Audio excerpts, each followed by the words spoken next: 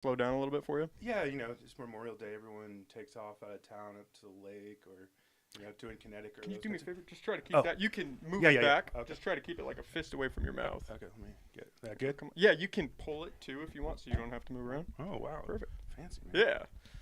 Cool. Yeah, no, got out.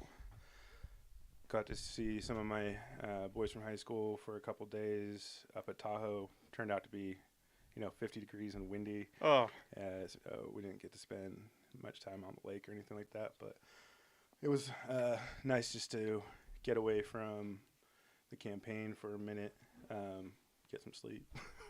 has it been pretty all-consuming? Well, as far as it can be, I still am working. I took a couple weeks off during May, but yeah, I mean, public defenders have giant caseloads, and there's a lot of demand for your time.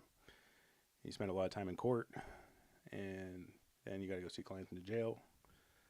You have clients out of custody. You got to make appointments with, and then there's reading and writing all the research. I like to get into, and most people use templates as criminal lawyers because it's just the volume so much, and I've always been someone that likes to almost start from scratch on every motion that I write. Anyone that's complicated, like a Fourth Amendment search and seizure motion, anything like that, I like to dig in from the very start. So, How many clients are you typically working with at a time? Does it vary pretty substantially? yeah. So it's kind of hard to tell because you have clients that are, the ones on probation, right? That aren't like technically your client, but if they have any violation or anything, then they become your client again. And I'd say it's hard to estimate. I'd say that we're probably somewhere in the realm of 60 to 75. Of that combination of like active and No, passive? that like active, like pending trial. Oh, okay. So not And then probation. and then another however many on It's a probation. lot of clients. Yeah, no, it's a lot. It definitely is. And you want to be your best for every single one of them, right? Even if they don't like you or whatever it is, that's the job.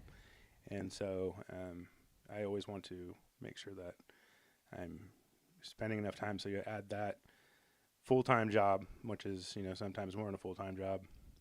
You add running a campaign and the demands for your time there in terms of writing responses to questions, helping manage the social media. Which can be a lot. Yeah, that in itself. I have two great campaign managers that have dove in on this with me, just volunteering, like giving their time to because they believe in the message of that we need change in this community, and they're from two different worlds. In theory, like we have one that was a police officer for 20 years, retired a year ago from Arcata Police Department. He was on the drug task force when I used to review their search warrants and advise them. And so he's a jack of all trades, gets a lot of stuff done. He's always coming up with stuff that I got to work on, and so he keeps me busy. And then the other one, Tabora, she's right now getting her her MBA from Davis. That's mostly online, and she's a world traveler, artist. Started scrap in Arcata. Is in got that activist vibe to her. Knows everybody. I've known her since I was probably in 7th grade. Oh, wow. Yeah, and her brother Cornell is a comedian. He's actually performing. He lives in LA, but he's going to be performing at Savage Henry 14th and 15th this month, headlining, doing an hour. Oh, shit. That's Yeah, cool. yeah. And so him and I have been buddies forever. He was one of the guys that I was in Tahoe with. So. Shout out to Tabora. I believe I was in contact with her through email. She seems awesome. Yeah, no, she's amazing. Like, without those two, we would not be in the position that we are, which I think is a pretty strong position. Every endorsement that both Stacy and I have gone for, we've won every single one. And so, I think that is a testament to people understanding that we need change in our community, but also a testament to how hard those two are working. How are you feeling about your odds right now as the election draws closer? I feel strong. I really do. Just talking with people in the community, I think a big part of my supporters is, I think, people that obviously are paying attention to what's happening. People have a lot of police, more law enforcement support than the active ADA, and I'm a public defender.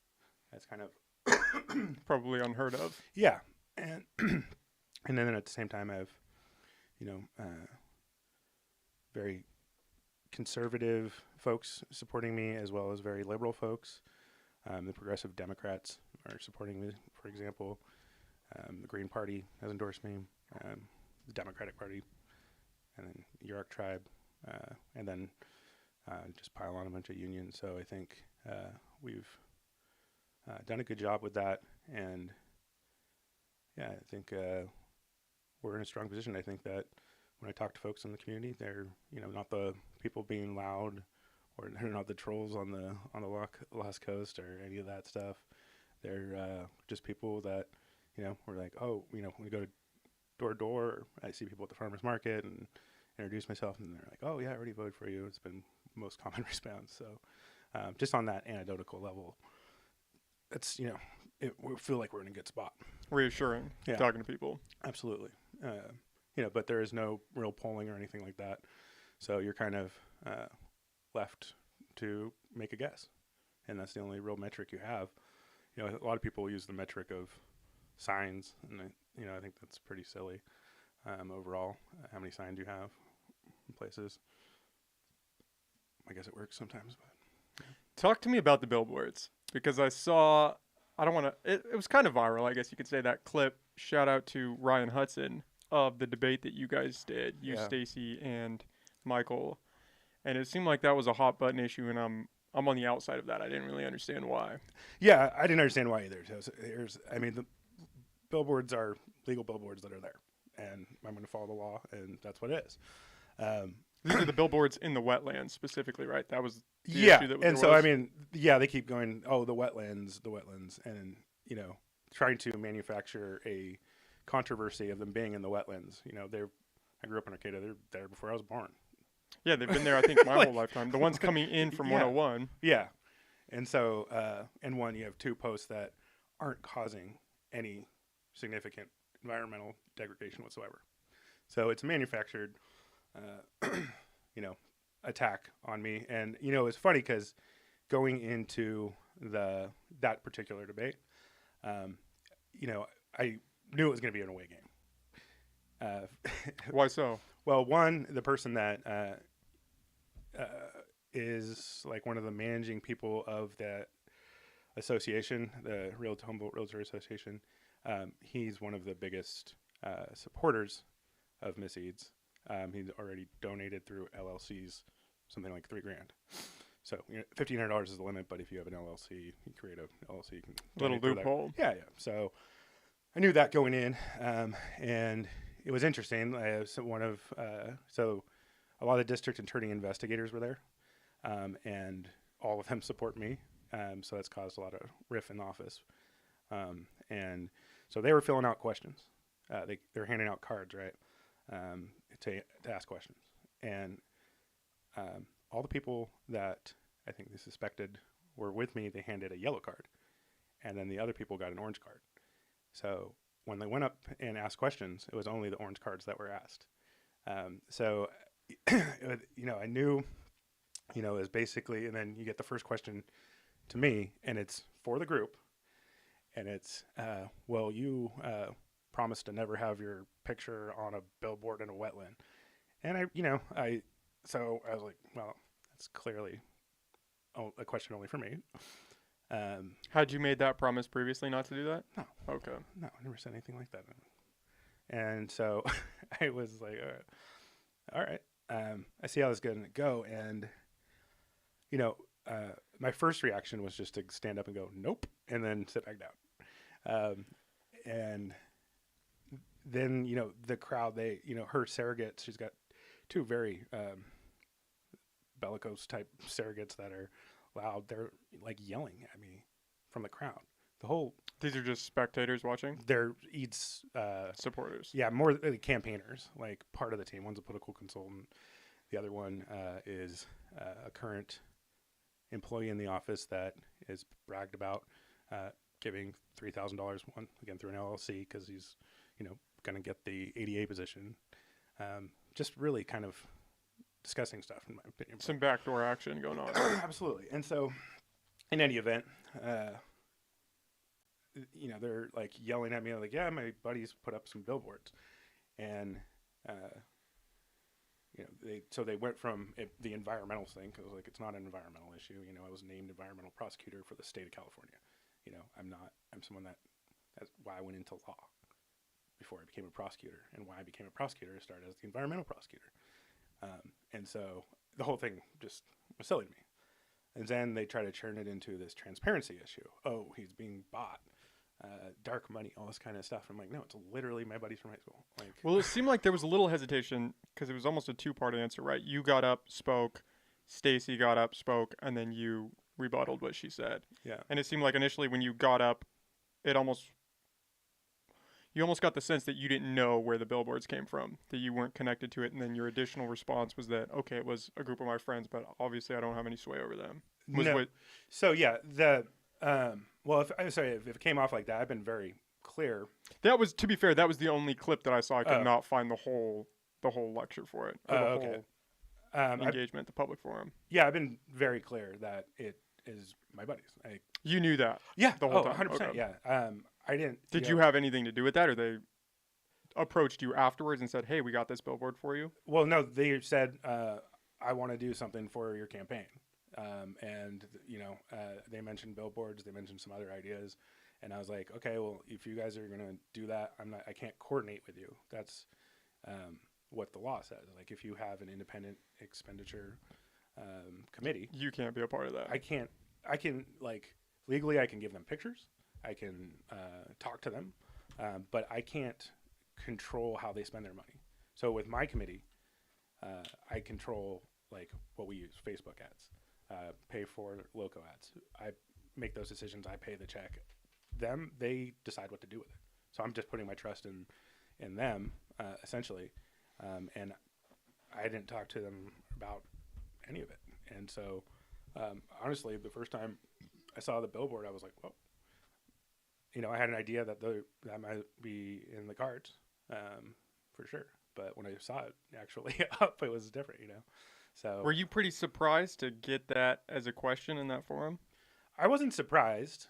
You knew it was coming. Like I said, I knew that there was some pretty obvious things that this was a debate set up for Stacy. I mean, yeah, but that specifically, had there ever been any talk of the wetland? No, there was Tibby does a lot of my social media stuff. Like both of us kind of do the social media together, but she really is the lead on the social media. And there was a guy on there that I responded to.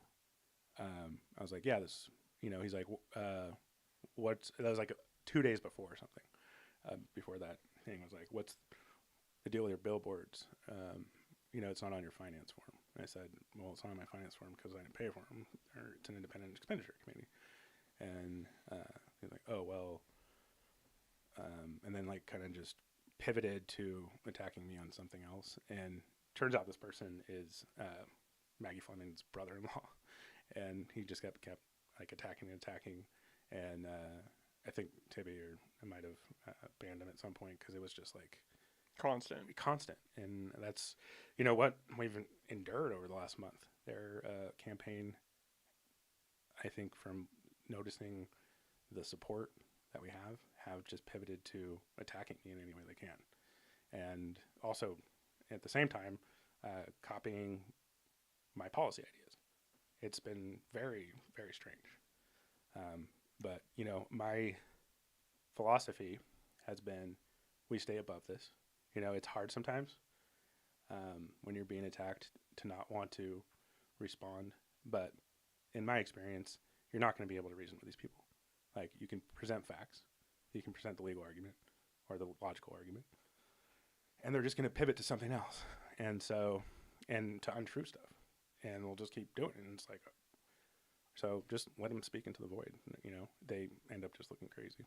Do you think that that is coming from the campaign arm of Stacey Eads' campaign? Because I didn't get that impression from her. She seems pretty level-headed. But in that clip that I saw, she was definitely, you two were definitely, it was, the spotlight was on you two, going back and forth. Well, yeah, you know, I'd say before this, I worked with Stacey for 6 years in the office, and then 2 years we've had cases against each other. And I've always liked Stacey. I've never had a problem with Stacey at all. But if you look at what's happened over the last couple of months, you know, if you look at, I encourage you to look at the debate from the Women League of Voters. That was I saw that one. Keat, and you know, spends the entire time talking about me, essentially, you know, attacking me, and then uses her closing statement to.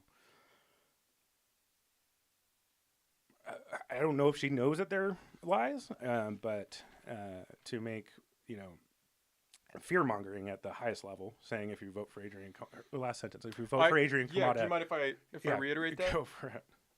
This is a direct quote from that League of Women Voters Forum. Quote, "This is dangerous, ladies and gentlemen. If Mr. Kamada is your DA, you will not be safe." That was on May 18th. That is a pretty bold statement to make. Yeah, and so, you know, from knowing her in the office and knowing her for, you know, 8 years, she's pretty mellow, introverted person. She can get frustrated, but she's more, I was like, this isn't Stacey. You know, this isn't the person that I know, that I've seen. You know, I think that there's been some coaching. I think that they've taken a political strategy. From Maggie? Or from I can't say for sure, but, you know, I think that definitely that's part some of influence. That, for sure, 100%. But, so yeah, and then, you know, just stay above the text if that's all they got, you know. And it's funny, she's like, you know, oh, he has a 33% conviction rate. And it's like, I don't know what's, and then I don't know because I'm not in the office, right? So I can't just look up my cases, but they went ahead and used the DA's office as, you know, it's an arm of the campaign to look it all up and then put it on a blogger's site. It was very selective math to get to 33% completely. And then, you know, Maggie and Stacey are both reiterating this thing. And it's like, it's a joke because I was the person in the office to move fastest to doing homicides. Why would you put some incompetent attorney to move to homicides faster than anybody else? And, you know, Stacey's been there for 20 years. She's never done a homicide trial. So it's like, what do you guys, like, they can't even keep their attacks straight or logical, you know? So, you know, that it's frustrating, but again, it's like, you know, we got to stay above it and stay with our message, which is changes are needed. And I think everything that they've done has just shown that change really is needed. Why the hit job, if that's what it is? You think they're digging in now because your campaign's kind of taken off, and they see you as a threat? Absolutely. They saw me as a threat from the beginning. I think Maggie saw me as a threat when I was in the office. There was a lot of people in the office, from law enforcement to other attorneys to investigators in the office that encouraged me to run for DA while I was in the office still, you know? And at that point, you know, I only had 5 years experience or whatever. But, you know, still was one of the senior attorneys in there doing homicides and doing them, you know, once I started doing trials my way and doing things my way, you know, I was successful. Anytime that I, you know, took advice, suggestions, from Maggie or others, I realized quickly that I would get into a situation in trial and I'd be completely wrong by listening to their advice. And so it was kind of scary, honestly.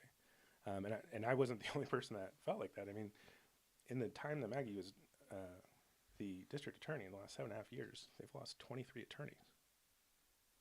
I didn't know that. Yeah. That's kind of surprising to hear because it sounds like they both have a lot of experience between the two of them. Yeah, I mean, there's a difference between experience and wisdom, right? Yeah, absolutely. And there's, so I mean, the fact that Stacey's been there 20 years and hasn't done a jury trial for a homicide. We keep coming back to this homicide thing. Is that like the cream of the crop? Yeah, the top line. Yeah, I mean, prosecutors go to that. Yeah, that's being the homicide prosecutor is having the most responsibility. She has done some homicide cases though, hasn't the Marcy Kitchen case? Yes. So she's never got to a trial position though. Okay. She's never actually gone through a trial. She's done the Marcy Kitchen case. Was she attached to the Father Bernard? Father Freed. Father Freed, not Father Bernard. Yeah, they tried to push that early on that she was part of that, but she like appeared on some cases. Andrew Isaac did the entire trial by himself. And so I think that was, to try to make it seem like she had more experience. And if you listen to, the KMA debate, she explains that or tries to explain why they were pushing that. And it, it didn't really make sense to me. But I think she's kind of gotten away from trying to say that she was the prosecutor on that. She wasn't.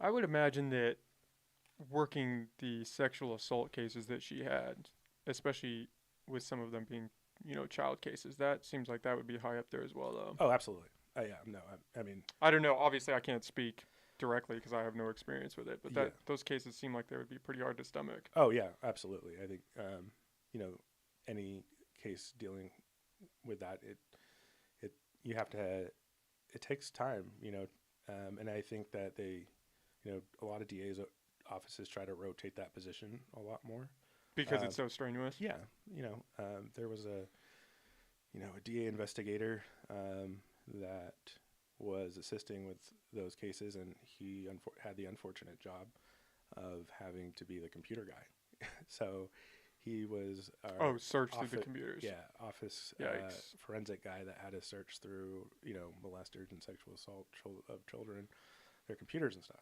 And I mean, that is a job that deserves hazard pay, Yeah, that seems like a high burnout position. Yeah, and they eliminated that position, actually. It's no longer there. And it was useful for me as like a drug prosecutor, at that time, and having someone that, was 2 offices down, that we could get a cell phone and get a search warrant for it, and then he could process it. Now it's left to the agencies to do. So. Yeah, do you feel like working homicide gives you kind of like a leg up for this position if you were to move into the DA slot? Sure. I mean, I think it's something that you need to factor in. Yeah. Ultimately, I think that the way that you view the position and the way that you run the office and the culture that you install is the main factor. So, you could have a quarterback that's, managing the game 2 yards at a time, gets, a lot of losses, and get some wins here and there.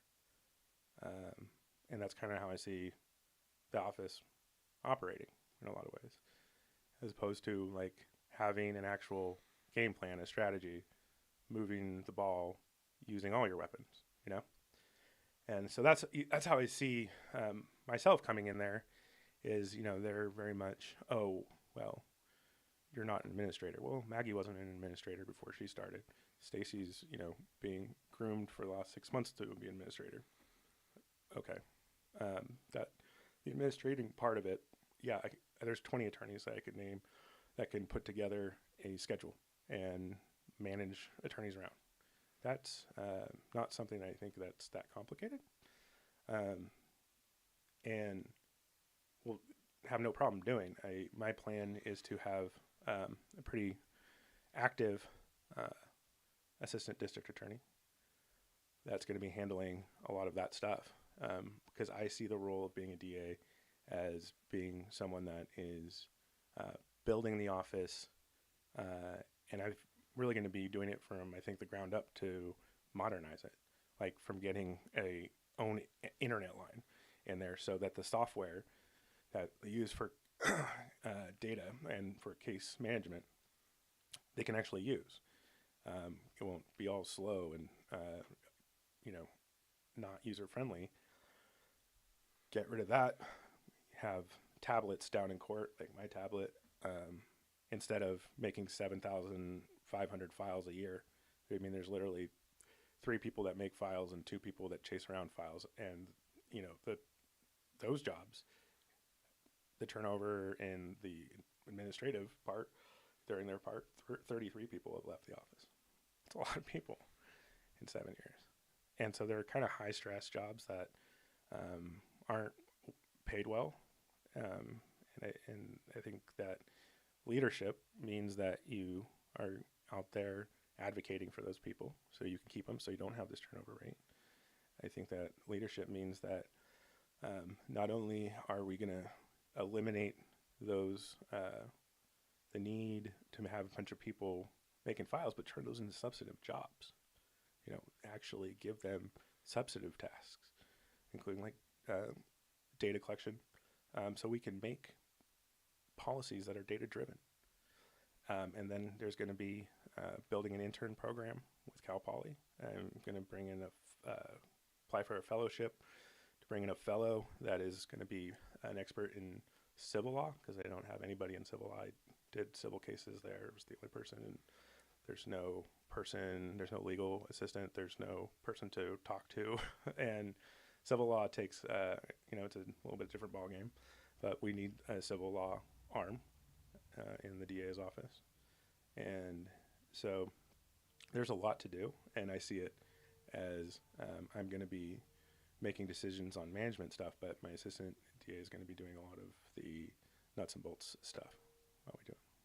Do you think that turnover rate is a direct reflection of the current leadership, or you think it's just entwined with the job? Yeah, I think it's a combination of the things.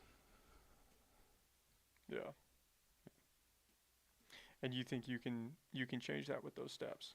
Yeah, I think that provide more support. Yeah, I mean, look, you had people getting mad because their files weren't, organized on the cart before they get down to court, and you have your people are, literal carts with 4 or 5 baskets full of files going down.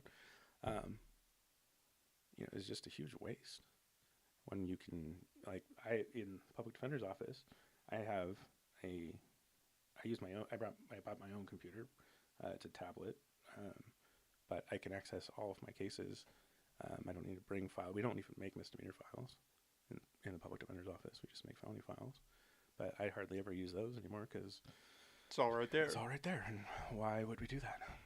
It's 2022. Yeah, it seems like a waste, right? Inefficiency. Yeah, and then, so that's just the beginning, right? That's the foundation that needs to be rebuilt and modernized using some technology. But then from there, we need to organize the office in a way that lowers the stress level on folks. I think that having a second person in the subpoena position, I think getting the issue subpoenas, which has been a huge problem for the law enforcement. They've been telling me along this campaign trail over and over, the subpoena issue, just that's all they want to talk about, because they're being subpoenaed over and over and over for the same case, not going. They're being sitting around. Taxpayers are paying these people, these officers, to sit and wait for a case that, if you had a more organized system, you would be able to tell them, this case isn't going to go today, or, be on call. And so I think there's a couple of things there. One, I have suggested since the beginning that we need to adopt iSubpoena, which is, basically just an app that sends the subpoena to the officers, and they can click yes or no. And that, again, will save a lot of time and money. It costs money up front, but overall it's an investment that's going to pay back. But I think having 2 people on subpoenas, and then getting the technology for iSubpoena as well, and you take one of those people that's making files and move them over there, and then you lower the stress of the person that's in a really stressful position, because the subpoena, because they are the front line of all these people calling in, going, well, what's going on with this? What's going on with that? What's the status? Blah, blah, blah. Do I really need to be there, etc. So that's tough. So I think and then a big part of it is going and listening to these people that are in those jobs and, hey, what's working for you? What's not? How can we fix it? And instead of just, spitting demands, have a little bit more, I think, investment into the mission. And not that those folks don't, they have a lot of investment into the mission, but it's, I think, some of that is taken away by the stress of the job. Would you say that's one of the primary focuses of your campaign is essentially modernizing the office and providing that support for the employees? Yeah, well, I mean, that's the very base, That's kind of the foundation of where it has to foundation, and then we can build from there. And building from there means that we need to start looking at how we use our positions and how we can be more effective with them. One issue that I heard from both the Hupa and the Yurok tribe is, dealing with the missing and murdered indigenous peoples. They need help. And one way that I think we can help, and one of the things that they're continuing talking about is, there's this gap between the cultural sensitivity and approach that you need to take, and there's a lot of folks in that community that might have some information about some of these missing people, but they're not, there's a level of distrust with law enforcement and stuff. But, there are some people that I think once you build that trust, are going to be more willing to talk. And part of that is having a DA investigator, a seasoned person that has done missing cases, has done homicide cases, can go and start to be a liaison to actually start building a relationship there, and can give advice about what are the right questions to ask in a missing persons or a homicide case. And then the longer they're there, kind of understand the cultural aspects of it as well, and taking that approach. And so that's, something I do. I'd assign an investigator to be that liaison, to help out, because, I went up there for the ceremony last month, and it was, it's devastating. People are missing their family members and don't know what happened. Is that still a pretty prominent issue around here? Oh, absolutely. Yurok declared a state of emergency this last November, December. And there's, last month was another missing young woman. And, Yurok was able to get some help from a advocacy group that provides some resources, and the sheriff's department went up there and provide resources as well and help search. But they need, stuff like drones. We're talking about the Klamath Basin. It's pretty rugged territory on either side. Really what they need is like a heat-seeking helicopter. I think Sonoma County has one of those. But yeah, you don't want a bunch of inexperienced hikers trying to trying to go out and look for somebody down there. No, so it's a combination of tools that are needed, but I think that having a stronger, consistent relationship with Humboldt County and the DA's office is a great place to start there. So that's one other thing, and then building new diversion programs to try to get people out of the system. I think that's in long term. We want to keep people out, because when people get in, the odds are they're going to stay, coming back. Recidivism rates are really high. And so if we can cut that off at the beginning for young people, address sometimes generational issues, drugs, mental health, steer them towards treatment, have them held accountable still, pay restitution if there's a victim, and try to get them without a conviction, because if they can jump through those hoops and stuff, then they're capable of, getting a job and doing other things. And I think that's the real way that we're going to be able to steer off some of this, skyrocketing crime that we have. And are we talking lower level crime for that? Yeah. It's I would go as far as some low level felonies. In terms of in terms of allowing those to be diverted. No, yes, but what would you define as low-level felonies? Stuff like right now, I can, depending on depending on the amount, I would say that theft, if it's a felony, it's over $950, but you're somewhere in the $900 to $2,000 range, and it's your first offense. A stolen vehicle, or a joyriding vehicle, driving without permission, two different code sections. If it's first offense or first felony offense, and the other might have some sort of trespassing or some other minor thing, then I think it's worth giving a chance, because the worst that happens is they show that they can't jump through those hoops, and then we just prosecute them as regular. It's not like that goes away, but giving that opportunity, and it's not going to work for everybody, obviously, but getting that opportunity and get each person that we're able to get out and make them a productive member of society, that's big. It's huge. Each person matters. Yeah, the criminal justice system definitely seems as though it has a fundamental break when it comes to jail, especially, and prison. And that it doesn't seem like it's structured in a way to actually rehabilitate these people. No. It's a punishment.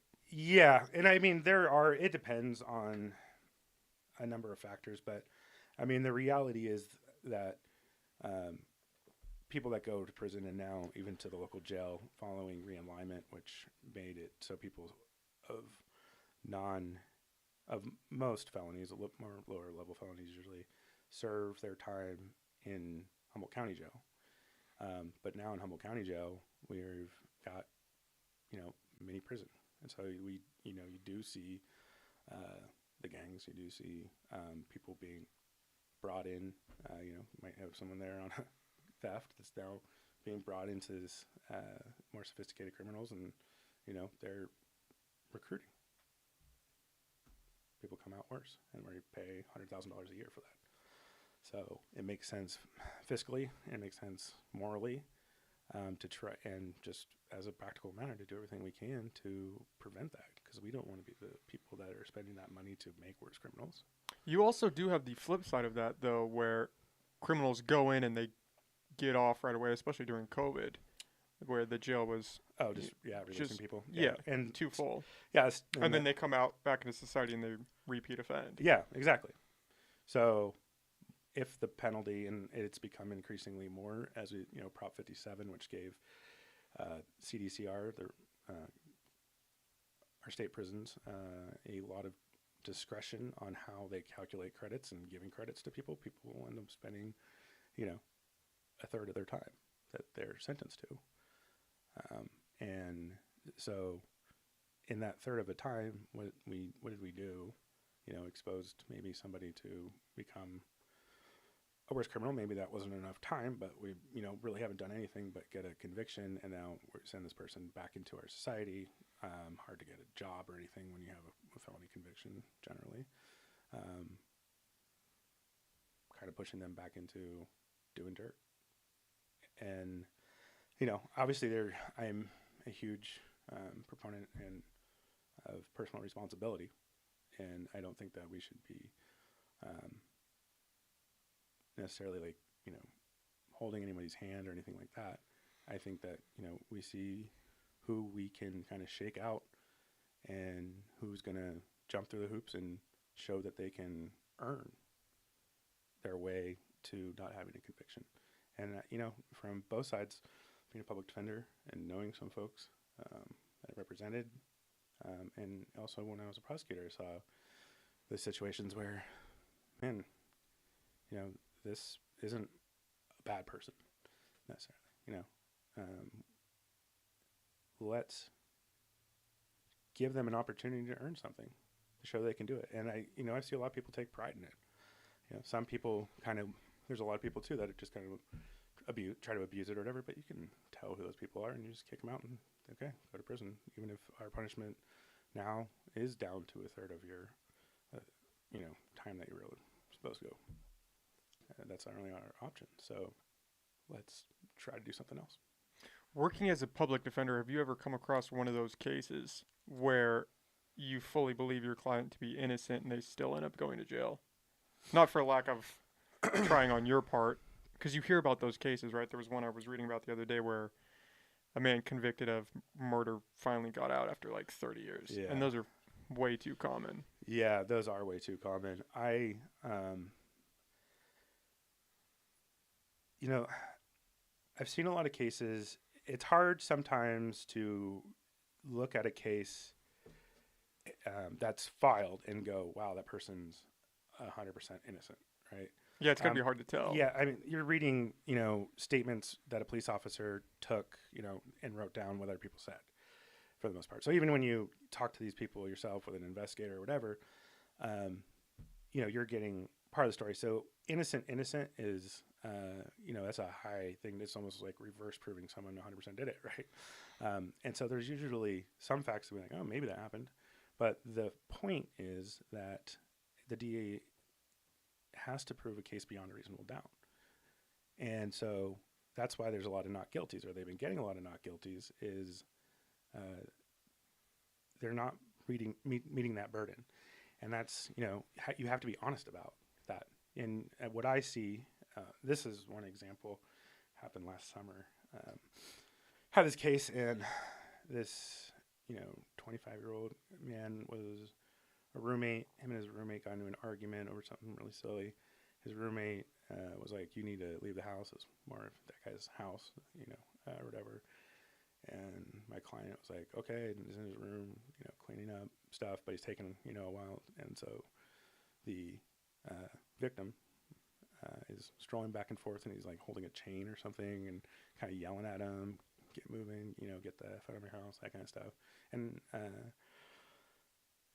then at some point, the victim comes at my client and tackles him, punches him in the face. My client grabs a knife and stabs him as he's like, it sounds bad because it's in the back, but it's like he's on top of it, type of thing. And he stabs him, and they continue to wrestle on the ground, and my client's like, dude, you're bleeding pretty bad. And the guy like gets up and leaves. My client leaves the house too, and goes over to the neighbors and calls the police. And they talk to the victim, and the victim says, I don't know what happened. All I can say is that I was really drunk, and I went at him. That's all I remember. He was that drunk. My client was sober and was like, yeah, he was drunk and he attacked me. And during the interview with the police, he said that I would have killed him. And so they were like, attempted murder. and so, police, that's what they wrote, attempted murder, that's what he's charged with. And that's what it says in the report. I would have killed him. So there's his, trying to prove his state of mind, that his goal was to kill him. And so I get the body-worn camera and watch the video. And it's literally, I would have killed him if I had to. If I had to, And then then goes on for the next 2 minutes talking about protecting himself.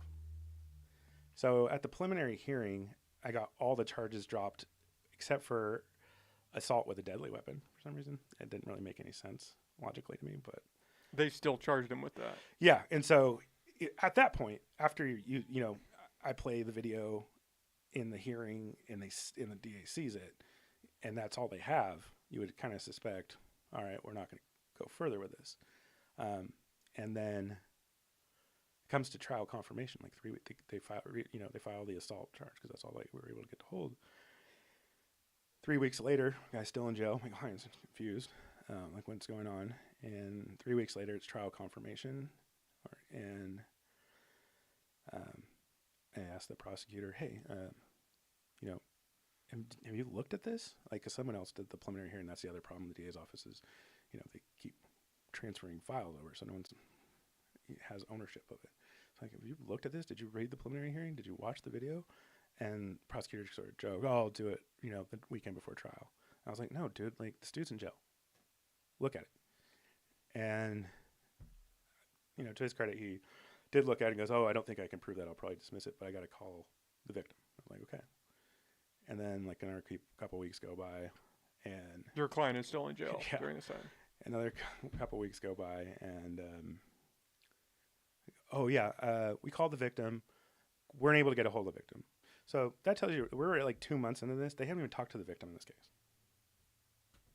And this is all they have, is that his statement saying he was drunk and then he went at him. Okay. But we got a hold of his mom. And his mom says that he might remember something now. Okay. So then another week goes by. Oh, we brought him in and we talked to him, and he doesn't remember anything else. He just said he was just drunk. Same thing as we said in the police report. Okay. Still don't dismiss it. The next Friday is trial assignment, where the trial is literally starting on Monday. And Maggie Flaming comes down and tells the court, "Oh, we unfortunately have to dismiss this because we lost a witness." And I was like, "You didn't lose a witness. You talked to him last week. That was the first time you talked to him," which is unbelievable. As well, what about victim services? Guy got stabbed in the back. If they really thought they did this, but anyway, says they lost him. You didn't lose him. And then, I explained this guy's been in jail for 81 days. He spent for protecting himself. That's the only thing. 81 days for self-defense. Yes, because they weren't able to make a decision, and they just didn't care to make a decision. It seemed like, and then lied to the court that they lost their witness, and then I pointed that out. And then they're like, "Oh, yeah, well, we did talk to him, but we do have the witness, but, we're looking for additional information. We were told that there's additional information." I was like, "Well, still a couple weeks ago. And you guys confirmed for trial. You guys said you're ready to go to trial." And that is not something that's irregular. That's pretty common. It's common. It's like... That's not what you want to hear. No. That's not a comforting feeling. It's stuff like that. It was just so frustrating. And then, when they talk about, like, "Oh, well, we were just trying to investigate more." Is their excuse? You didn't even try to call the victim for 2 months. And then when I pointed out, you guys don't have a case, you reluctantly do. I mean, thank you. And then agree with me, but then still, drag it out to the last possible second and then, what does that tell? There's so many times that calendar, that trial assignment where they decide where trials go, there's so many dismissals. So what does that, and there's a bunch of defendants sitting there and they're like, what does that tell you? If you just wait, we're going to get a better deal at the end. What does that say to you as somebody in that field? Does that show incompetence or negligence or just a lack of desire to release cases they know they can't stand on? I think that's the main thing, is decisiveness. I think that office runs in a manner that is, we don't want to be the accountable person, which is ridiculous because that's what a DA does. What a DA should be doing they're the gatekeeper. They should be deciding stuff right off the bat, saving police resources, saving taxpayer money. Accountable in the terms that they don't want to let the wrong guy go. Yeah, exactly. And I understand that, sometimes stuff like that happens. And then, it comes back on you. Right. But if you don't have the evidence, you just say that we don't have the evidence. Like, that's your duty. You don't drag a case on and not investigate. There's some cases where you might not have it beyond a reasonable doubt, but you need to keep someone off the street, like a very serious, dangerous person, and then you spend that time actively investigating. You don't wait. You get on it. Those are situations, but what I see is a lack of decisiveness. There's the strategy for cases is basically charge as much as we can, dismiss everything except for one charge, and we'll call that charge open, which means that they're not offering probation. They're going to argue some prison term. Most of the time they know that, under the law, there's factors. The rules of court say this is how you get probation. And if they're eligible, they're eligible, And so, but just out of having that stance, not saying we offer probation, wait for the judge to, like, okay, if pleads open, I'll indicate as a sentence there'll be probation. So why do that? Well, if something goes wrong, they can go, whoa, we already should go to prison. The judge is the one that gave him probation. So I think it's not wanting to be accountable. And I see that with juries. So they lose a jury trial and they learn nothing from it because they're like, oh, that was a bad jury. Or the judge gave us bad decisions. No, you just didn't have the case. So evaluate your case, and don't wait until the weekend before. That's not very comforting hearing that. I'll be honest. That kind of ties into the standard trope of the system's a little broken. No, it's extremely. That's why, going into this, I know that this isn't something I'm going to be able to turn around overnight. It's going to take time, and that's why I'm starting with that foundation of getting some technology in there, reorganizing positions, so we can actually build an office that's modern. And a DA represents the people, and they represent the defendant as well. Yes, they're prosecuting, but the paramount goal for a DA is to do what's best in societal interest. That's the goal. Seek the truth, get justice. How do we prevent this person from engaging this criminal behavior in the future? What's going to be the strategy? What led to this? Some people, you're not going to, be able to offer therapy and, drug program and, they're going to get better. There's just, some people it's not, but we got to try where we can, and we got to evaluate people individually. It has to be one by one, because the needs of society and the needs of particular folks, defendants, isn't something that you can just, take a sledgehammer to. It's using a scalpel and going, okay, this person, this is the best way, the best chance we have of getting this person out of the system. Instead of just going, like an assembly line of cases. And that's where you end up with those situations where there's no ownership, and you have a person that just spent 81 days in jail for protecting themselves. Yeah, that's wrong. I mean, I'm a firm believer, for better or worse, because you could make the argument that it's better to let 5 criminals go than lock up one innocent person. Yeah, I don't think we fortunately don't have to ever make that decision. Yeah, it should be that way. But that's such a problem. You hear about innocent people just getting decades. Yeah. For crimes that they didn't commit, for evidence that was already out there and just never looked at until decades later. I mean, it's far too common. Yeah. No, when I see those, what sometimes is one of the most insanely impressive things, I guess I'd say, is, you see those stories and the people get out and they're like, not everyone, but a lot of them don't have like a grudge. Which is surprising. I would be ready to. I know. Like, I'd be pissed. Yeah, I'd be so pissed. You have your life taken away. If you have kids, you missed all their birthdays, all that stuff. I mean, your life is essentially, like you said, it's taken away from you. Yeah. You're put into a cage. Yeah. And if, you were truly, convicted on lies or false evidence or whatever, and that's how they got you there, it's, that, how do you not have some just like rage about that? So, when I see those people that are like, just happy that I'm out, it's like, it's impressive. And, that's the other thing, when you talk about being a prosecutor is, there should never be that situation. Being a prosecutor isn't about winning. It's about doing the right thing. It's about putting away the actual criminals. Right. It's seeking justice and the truth. That's it, and you present the truth. And so if you're not presenting the truth, and, you have a witness that you think is, you don't believe in, and you put them on there just for the goal of, it's not, the jury might believe him. Well, if you don't believe him, that's probably giving you a pretty good signal if you've been doing this long enough. So, so I think that kind of it ties back into some of the campaign stuff when I see, attacks, lies, misrepresentations made by people that are prosecutors attacking me. I'm like, well, what does that say about your character as a prosecutor? Can we trust you to be a prosecutor if, I know it's a little bit of different arena, but at the end of the day, you're doing the same kind of stuff to win. And that seems to be the drive, right? And that shouldn't be the drive ever in the courtroom. And the fear is then that it could translate into the courtroom. Yeah. I mean, that's how I kind of see it.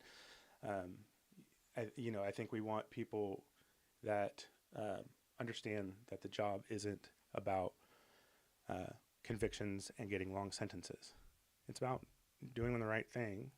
And, sometimes that's giving a person a second chance. Sometimes that is, I've sent a person to prison for 50 years to life, and I wasn't like, clapping or anything. I just was like, that's what needed to happen here. That person, I don't see being someone that we would want around in our community at all. And so, they're gonna have to wait 50 years to have a shot at parole. And, and that's what needed to happen in that case. So it's treating each case relative to what the seriousness is of it, as well as treating each case in a manner that you think you might be able to achieve justice for the victims and justice for society. And sometimes that means giving somebody a second chance in certain cases, and sometimes it doesn't. Have you ever worked on a case where you believed your client was guilty? Oh, all the time. Is that hard to? Because obviously it's important that somebody represents them, right? Has that been hard to morally kind of rectify, or how do you deal with that? No, it's not, because it's a job, right? So the way that I see it is, I have this obligation to be a zealous advocate for my client, and that's to make every reasonable argument on their behalf. And the way that I had approached being a district attorney, I was deputy DA, it was very much the same in a lot of ways. I'd get a case in, and I'd be looking at it at charging. I'd read the case, and I'm like, oh, we got a pretty serious search issue here. I think they might have illegally detained this guy, even though we found that he had guns and drugs after the search. And, as hard as that can be, if it's just a clear, sometimes there's a gray area, but if it's just a clear illegal search, I just call the officer and be like, hey, let's talk about this search. Let's improve. Here's where I see the mistakes are. Maybe there's some stuff you could fill me in about that you don't have on paper. If there is, let me hear, exactly how it was done. If they have the body worn camera, then I can, watch or dash cam, I can watch how a stop was made or whatever. But if it's clear, then all right, I'm not going to file this case because we're going to lose. What we'll do is we'll file it. They'll file a motion to suppress. They'll win. Won't have any evidence, and the person will go. So we've wasted the resources, essentially, if it's a clear case. As a public defender, I'm now sitting here waiting for those cases to come through, and I've been, getting the cases, looking, and going, oh, there's a search issue, and then filing it, and then we litigate it, and then my client goes free. So what was the point of them filing it and doing all that if you know the law and understand the context? You just wasted resources and time, valuable court time. But again, if it's a closer call, then litigate it, argue it out. But sometimes it's clear. And I've been, winning those cases as a public defender. But, part of that was because when I was at the DA's office, Maggie Fleming sent me to training to be the expert in search warrants and informants and those issues.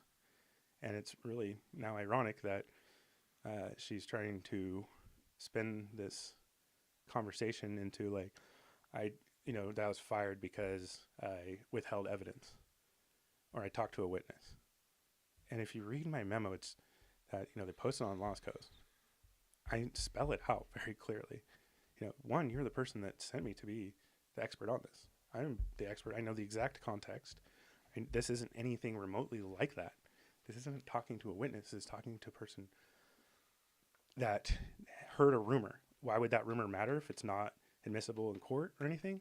It could give us a little piece of evidence if there is corroborating evidence that we already have. And that's what we had. We had these 4 cases against a defendant, one being a murder case. We had 4 cases that nobody in the sheriff's department read together.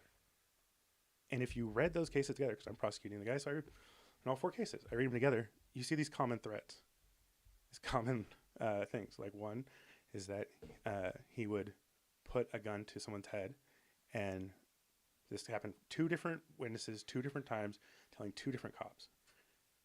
Put a gun to the person's head and said, "Look into my eyes when I kill you."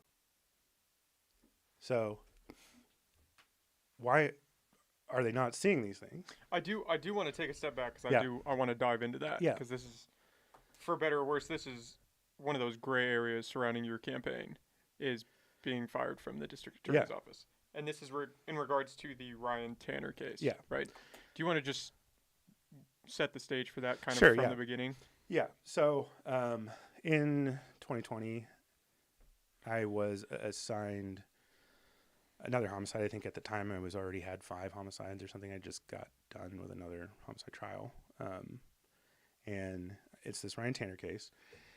You know, the basics of it are that, you know, 2 days before the young man was murdered, the neighbors who had known Ryan for a long time called the police and said, "Hey, this guy just held us up on the road out in Edwardsburg, you know, their neighbors, big dirt road or whatever. He wouldn't let us go by. He was holding some sort of semiotic weapon, and he was, you know, kind of talking to himself or talking to a shadow person, like kind of looking back and going, should I kill him? Should I kill him?" Really, really scary behavior. He holds them there for, you know, one of them for, I think, a half hour, whatever it is. One gets out a little bit early, and he's like, "You can go." That guy goes and calls cops and goes down, meets the cop at the end of the road, tells the cop what's happening. Second guy comes, separately tells the cop what's happening, you know, and the story's the line. The police report reads that there wasn't probable cause to go check. I was like, absolutely ridiculous. But it also said that didn't want to go up there because, you know, I'm a police officer by myself, and if the AR guns up there, you know, that'd be pretty dangerous. Okay, that's legit. Like, but maybe we'll get some more people. Probably a good idea. Call us a backup. But wait there, do in something. any event, they just said there's no probable cause, which was absurd. The just 2 guys are like sitting in their house the next day, and they're like, "What's going on, dude? Like, we're scared."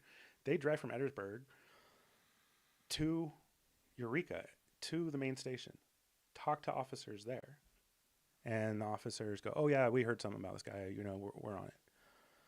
Okay, they go back down to Edwardsburg that night. Ryan Tanner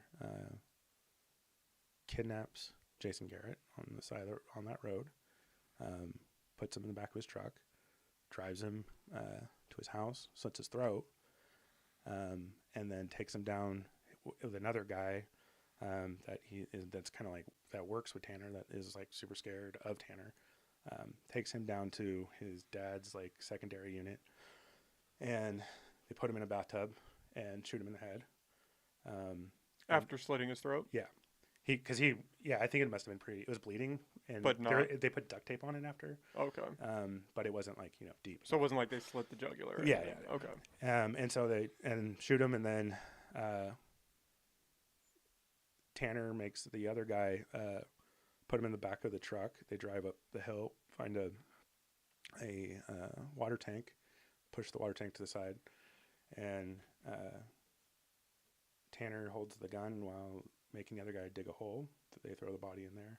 Tanner goes back down, burns his dad's secondary unit down to the ground. Which was where the bathtub was? Yeah. Okay. And in the interim of all that, there was a girl that was with the victim in the beginning, and she had run into the woods. Tanner went back, and she had like a motorhome down the street, maybe like a quarter mile. He went and burned that down. And then, you know, as that was one case, that was the murder case. Then I'm looking at these other cases where he did very similar stuff, and it weren't amount to murder, but assault with a firearm, threatening with a firearm. and those kinds of things. And in any event, when I get the case, you know, we're working on it. I'm I go out like with the initial search warrant. I'm signed it right away. So I go out like on initial search warrant with an investigator. And I see the scene and, give some advice or whatever. And, I come back and, go back to my other cases, and things are kind of trickling in as they do. Cases come right away. And one of the detectives was like, I can't believe they left that gun. And I was like, what are you talking about? Like, yeah, they left the gun on the counter. And I was like, what? This is after they performed a search warrant at his house. So what happened was the way that whoever was in charge viewed it was, this is the case we're working on here. This search warrant is for this murder. And they see a shot-off shotgun on the counter. And one of the other patrol officers that's there in the search is like, oh, I think that's the gun that was used in the assault of another guy in case number 2 over here. And they go, no, well, this is for this case, so we're not taking anything. So they leave a sawed-off shotgun on someone's counter who they're accusing of shooting someone in the head with a different gun. Is that standard procedure? Okay, because that sounds pretty crazy. It's bananas. Yeah. It's absolutely. It seems like you would take all absolute of the incompetence. And if you read my memo when I'm talking about that, because Maggie Fleming parroted what the police would say. Well, they weren't there for an illegal gun investigation. I was like, well, what if they just saw a kilo of cocaine sitting on the counter? Think they would have just left that? It makes no sense. Well, especially where it's a murder case involving a gun, you would think they would take all of the weapons. Everything. And consider the fact that this guy, at that time, before I recharged it in special circumstances, because Maggie originally just charged murder. I recharged it to special circumstances murder for kidnapping the guy and then murdering him. That made it so he couldn't bail out. Before, he could have put his property up, bail out, come home. There's a sawed-off shotgun. Are you kidding me? So they leave the gun. You hear about it. Yeah, and so I, tell Maggie, and they kind of superficially write a search warrant, don't have us review it or anything. They send one patrol officer out. And I'm like, well, why, if you're going to go back out there, like, make it worth your time. We have, at this point, I had another sheriff's deputy tell me that he had talked to community members down there that said that this guy had been killing immigrants for years. Tanner was. Yeah. And I was like, okay. And then you look at some of these reports, you see these, the fact that he killed somebody and then buried him. And then you have the fact that he's assaulted numerous people with firearms. In there was crazy stuff happening, or that would suggest that there was no proof evidence, but there was collaborating evidence that said, yeah, this guy, there may have murdered women and buried them. Like, he had this grave site that he would pray to, about 50 yards from his house. And there was just a lot of weird stuff like that. Grave site with actual bodies that they found? No. There was just there was women's, he had this site that he put women's clothes on and jewelry around, and he would pray to it. Kind of a red flag. Yeah, no, there was a lot of red flags. There was, there was a ton of red flags, right? And so I was like, okay, well, if you're going to go out there, one, I told him I don't think the gun's going to be there anymore, but there's other stuff that we need to find. He attacked somebody with a sword, so we got to try to find this ninja sword. So this is now the second visit to his house. And so I'm like, if you're going to go out there, you might as well, try to gather some more information that would corroborate some of the stuff that suggests that he had killed a woman there, right? And then we could go back with a search warrant, and at that point you would need cadaver dogs, you would need heavy equipment, you would need all those things, right? But if we're going to go out there, why don't you guys make an effort? Instead, they don't even send a detective, they send one patrol officer out. And were you getting pushback on that from the DA's office as well as that was just the police? They were just kind of doing it superficially because I was mad that they left a gun. So okay, well, the police were. That's how I took it, and Maggie as well. So no cadaver dogs. No, nothing. Yeah. But so me and the DA investigator assigned to the case, we both go out there with the patrol officer. He was able to get another officer who had welding equipment so they could get into a safe that they didn't get in before, which was filled with women's underwear. Just scary stuff. The whole thing was really scary. And so this other deputy tells me that one of these people, knows me from another murder case that I had done in Southern Humboldt. And he tells me everything that he says. And basically, so I understand it's like a rumor that's not going to have any evidentiary value, except for in a context of getting a search warrant down the road. And so this is the person that you talked to that was deemed as you visiting a witness. Yeah. And interfering in a sense by Maggie specifically in the DA's office. They had a problem with that. Yeah. And so I talked to him on the phone. Because that puts you in, or could potentially put you in a sticky situation if it was brought to court. If it was a witness. If it was a witness that observed something or had a chance of being called to court, yeah. And you knew that they hadn't been prior to talking to them? Yeah, because I talked to the deputy before that told me, I questioned him all about it. And he's like, yeah, basically he just overheard something in a bar of two acquaintances of Tanner. So one, you don't know how those two people in the bar know Tanner or know the information that they're saying. There's no foundation. There's no value to it. It's not like that we saw it and we saw him bury a woman or whatever. They're just talking about, Tanner, kills women up there or whatever. And so you went to talk to somebody that heard a rumor. It was basically overheard those guys. Hearsay, yeah. Yeah, so we're talking about 2 levels of hearsay, 3 levels of hearsay. Protects you from the fear that I'd ever be called. Okay. And it would be in a whole different proceeding because we're not talking about the same case. We're talking about him murdering somebody else. So it has nothing to do with the other case. So you were essentially protected from the fear that they had absolutely of it being murky in a trial situation. 100%. Okay. And so I talked to him, and the only question I wanted to ask him was, when you overheard these people, did they say anything about, one, using a firearm? And he's like, no, I didn't get to that. Or 2, something about looking into their eyes, because we had that common thread, right? Then the sheriff's office would never know to ask because they didn't care to read all the cases together. They're only looking at that one specific case. They're looking at their one case. So I was like, so I just asked him, I was like, no. I was like, okay, that's it. That was the whole meeting? That's it. And was it in person? You said it was a phone call? It was a phone call. It was a phone call. Yeah, and so I was like, that's it. And then they tried to, I think the thing was I was about the firearm part and the fact that nobody read all the reports together, and they didn't seem to, the supervising detective didn't seem to care. Which also caused some tension. It seemed like Maggie was upset that you were kind of pushing the police a little bit. And that's what I think it was about, right? Is that I was rude to those guys. And I've, again, more law enforcement support than my opponent, Stacy. And so, people know what I'm about, and it's getting stuff done. And I don't treat people, I don't cuss at people. In this case, I did. And all I said was, if you're not going to do it, then I'll effing do it. And talking about writing the later search warrant. Because I just thought it was absurd, especially following all the criticism in Murder Mountain and all these missing people and not going for the Rodriguez case and all this stuff that happened just before, and the sheriff's department being so worried about it. And now you have this situation where you have clear probable cause. You have a murderer. You guys could have done something to try to prevent that guy from getting murdered because the neighbors had told you twice. Like, this looks like a big shit show for you. And the response was, huh?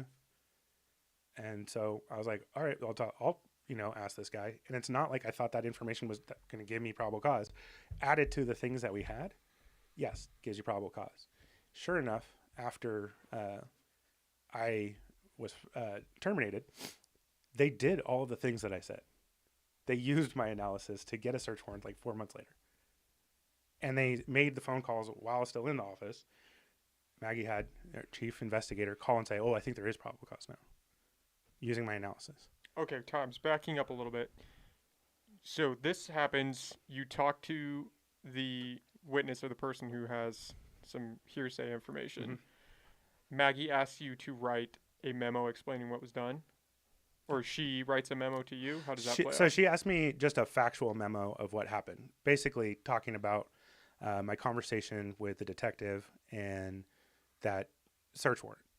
And did she reprimand you in any way for the actions, or just express that she was not happy? Then later she then said, well, I need to know the name of the person that you talked to. And this is when you write that second memo. So that's when I write the second memo. And then I wrote the second memo. I'm like, okay, because the writing was kind of on the wall there.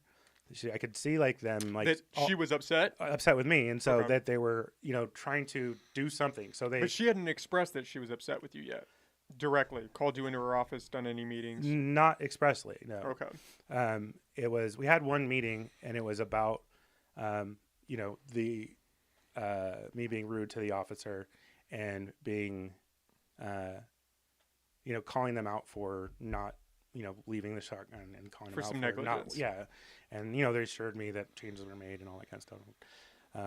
But, that was a conversation that we had. And then, she asked me then later for a memo for the name of the guy. So I was like, oh, that's strange. Because she said it was a Brady type issue. And I was like, this has nothing to do with Brady. Like, do you know what that means? Like, this isn't. I don't. What is a Brady? Yeah, so type that's issue? the thing is, so under. Board Brown? Or what is it? No, it's Maryland versus Brady. And essentially. That's what could have put you into pressure had it gone to court. No. Okay. Oh, that's what the issue is. It's not remotely related to that. She's like, there's a Brady type issue. And I'm like, okay, so Brady requires that the prosecution turn over any evidence that can be exculpatory or mitigate a sentence. So that would be something that, like there was another shooter or something like that, or like we had evidence that the person that would help the defendant, essentially anything that would help the defendant. How a unrelated case with a person being accused of committing other murders would be something that would help him is ridiculous. So it's clearly not Brady, and all Brady requires is, well, if we thought that, then we just give it to the defense. We just turn it over to him. What do we care? No one cares. If we, what are the defense is going to go? Oh shit, the guy is being accused of killing other people. Hope they don't get enough evidence on that. Like, so it had nothing to do with that. So the idea that she says a Brady type issue, I was like, well, that's strange. Apparently she doesn't know what that means, or they're trying to find a way to attack me because the way that she literally said it in their office was that I was disrupting the how'd you put it? Since Paul Gallegos left, they had to rebuild their relationship with law enforcement, and I was disturbing what they had cultivated. She thought you were jeopardizing that relationship. Yeah, okay. By calling them out and cussing at that one guy. And she's telling you this after you've written the second memo, and she's called you into her office. I can't remember if that was at the first or the second, but it was somewhere in there. And in any event, I was like, okay, well, I think it was before, because I took that into consideration when I was writing this thing, because clearly my memo, one, explains what Brady is and goes through that entire analysis and how could you ever think this. And then I pointed out, we don't have a Brady policy in this office. I'm hearing rumors that a detective involved in this case had committed some unethical violations that we would need to turn over to the other side. But you literally build a wall or put your head in the sand to not let any of your deputies know this, which all puts us at risk of losing our jobs or losing our bar licenses. And she's like, there was no Brady policy whatsoever. I was lucky to hear that there was a internal investigation on a detective. So I put that in the memo, and I put the fact that they left the gun on the memo, and I put some other things in the memo that was just like, these are the issues. These are things. So why are you trying to manufacture this completely outrageous claim? It has nothing to do with what the law that you're even stating. And so I give them that, and that's when she didn't talk to me for a month. And then the next day took away at least 2 homicide cases without saying a word to me. And removed my memo from the file, which I was like, because I went and talked to the prosecutor, took it. I was like, did you read my memo on this? And she's like, no. Your first memo or your second one? The second one. Okay, which was the longer one. Yeah, and she's like, no, what are you talking about? So I went and reprinted it and put it back in there. All of that stuff was like, to me, insane. So I think the whole thing was they were trying to find a way to push me out because they didn't like the way that I disrupted the relationship with the sheriff's department.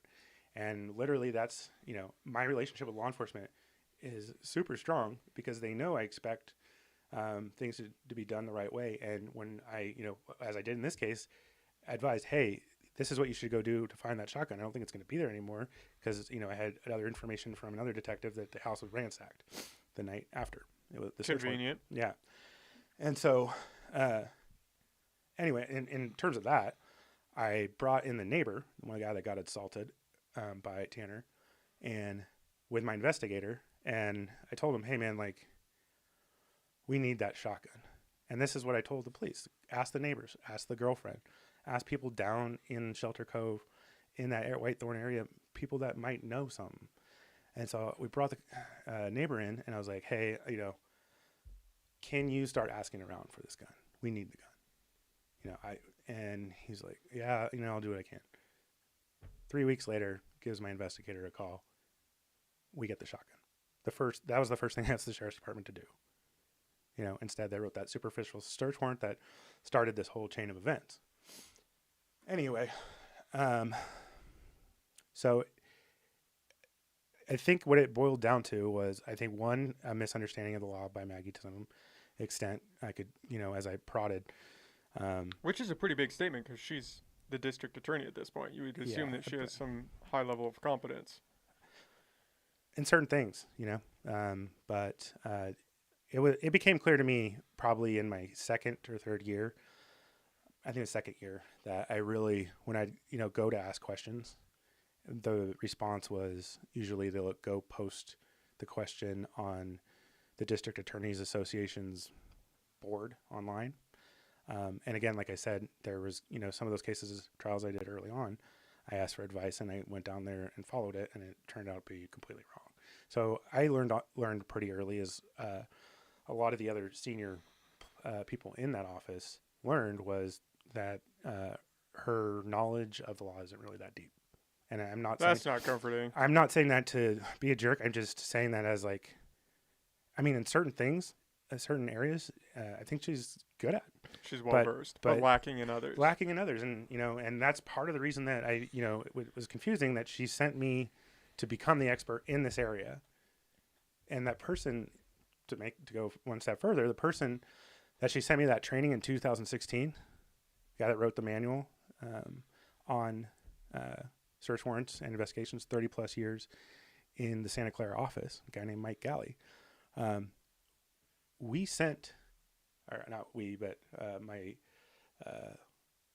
buddy down in Mendocino sent him a message, said, hey, here are all the memos and stuff relating to my buddy getting fired, and could you take a look at it? He called me like a week ago, maybe a little longer now, and first time I ever talked to him. I didn't talk to him at the training, one of those trainings, and first time I ever talked to him, and he's recently retired, 35 years, has written the manual 4 times over. He's the guy. And he was like, she just come from civil law? Like, this is completely ridiculous. You did nothing wrong. I was like, thank you. Can you please call the Lost Coast Outpost and tell them this? Like, that's what they should have done from the start. And he's like, sure. And my understanding from that was that the Lost Coast reporter basically saw this as like becoming a proxy war between my expert, who's not my expert, he's the expert in the state that wrote the manual that's in that office and in all the other counties' offices on how to deal with these issues. And then on the other side is, the person that Maggie talked to, who is, she's the godmother of the guy's kid, and she paid him, $50,000 to come up here and try a case. So is that really going to be a proxy war?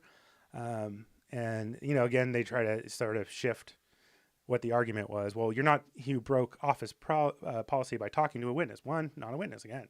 But two, they seem to hammer that pretty hard online. But two, that policy that she made us sign was done after the fact. It was done when I turned in my memo. She then had people come in and sign this policy. So I didn't break any policy because the policy was made after, even if you would consider that a witness. I agree that in cases when you're talking to anybody that's actually a witness, you should absolutely have an investigator there. The idea, it was a misdemeanor attorney. She used to say, oh, well, you have to talk to your victims. But if they tell you something new, then just run down and pick up one of the investigators and have the investigator listen in. And then, in the memo that she wrote back, she says the opposite thing. Oh, because I was like, even if this was remotely close to any of what you're talking about, all I'd have to do is have an investigator talk to him. You're like, oh, well, that's not going to solve it. Well, that's what you taught us. All right. But anyway, the expert in the state was like, this isn't even a close call. He's like, reading between the lines, I can tell you it just sounds like they just wanted to get rid of you. I was like, yeah. And it was because I think they saw me as, one, a threat. A threat for the DA position eventually. Yeah, down the road. And two, that I was disturbing the relationship with the Sheriff's Department. There was something that I read about the star witness, Chris Champagne. Yeah. And how his testimony in preliminary hearings proved hallucinatory, bordering on unhinged. He falsely claimed that Tanner had also murdered 6 Leos after killing Garrett, which was false. Yeah.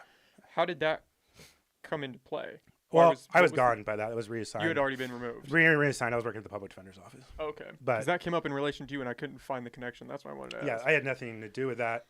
I think that was in relation to why they didn't press harder on charges or something. No. The reason that they didn't press harder on charges, and I talked to the prosecutor about this, and I agree with her to some extent. I think that when you put everything together with the other witnesses, it tends to show what parts of what Chris Champagne was saying was true, but he was a very risky witness. So I don't actually have that much of a problem with that. I think that overall he got off lightly, and I don't agree with the manslaughter. But they had to make a decision there with Chris Champagne. Chris Champagne is a person that was what I was talking about was the person that dug the hole. So, and his testimony went on for days, is what I understand, I read some of it online. I talked to some people about it, and it was completely nuts. If he was the only witness, then absolutely you'd be like, oh, this case is dicey, done, But and so I understand that part, but yeah, that none of that had anything to do with me. You were already gone. I was gone, and yeah, and I knew that was going to be. I mean, that was literally one of the first things I wrote when talking to the detectives was, this is how the defense is going to play this case. They're going to point it at Chris Champagne, so we need to start countering that from right now. And so, it was obvious from the start where it was going to go. But yeah, it sounds like he got real loopy. There was another witness that was there, and I wrote this in the memo to show Maggie that I understand the difference, because Deputy Pryor and I were walking with this witness, and he was kind of going around showing, where things happened. This was one of the guys that got Tanner put a gun to his head and said he was going to kill him. And he said that Chris Champagne, when he drove him up there to go work on the wheat farm or whatever, Chris Champagne told him, this is where Tanner and I rape and kill girls. And I wasn't sure that Deputy Pryor heard that, because I was like, that's crazy. So I was like, and Deputy Pryor was just like, 5 feet in front of me maybe. And I was like, Deputy Pryor, did you hear that? Because now that's a witness, right? So it just shows that I understand. I was like, did you hear that? He's like, oh, yeah, I heard part of it or whatever. I was like, make sure you get that down, take the notes, and then make sure it's in your report. Because I understand that rule. But yeah, that also shows that Chris Champagne, with statements like that, and then his credibility in general, became a risky witness. And I think that's, why they ended up where they did. But at the end of the day, I'm not 100% thrilled with how it ended up. I think that, it's a reasonable resolution. Which was just a manslaughter charge? Manslaughter, and then he pled to like 7 other felony charges from those other victims, including the neighbors. So manslaughter seems pretty light for kidnapping a guy and then slitting his throat and shooting him. Oh yeah. That's what, back when they had the death penalty, that's a death penalty case. Yeah, that ties back into not being comforting information. Yeah. So just to wrap it up, wrap this portion up, you turn in that last memo, a month goes by without talking to Maggie, she starts limiting your cases, and then she fires you. Yeah, so what actually happened was that Friday, she gives me her memo in the office with the investigator there.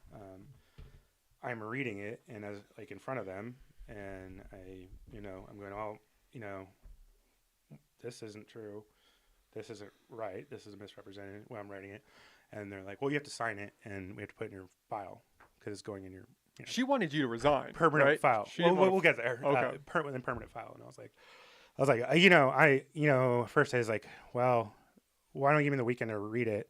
You guys just kind of push this on me. I'm like, well, right at the end of the day, and made me read in front of you and let me think about it. And they're like, no, we need you to sign it. So I wrote on there, I'm signing it to acknowledge that I received it, but I take issue with the facts and some of the analysis in there because there was clear misrepresentations. There's some things that just straight up didn't happen.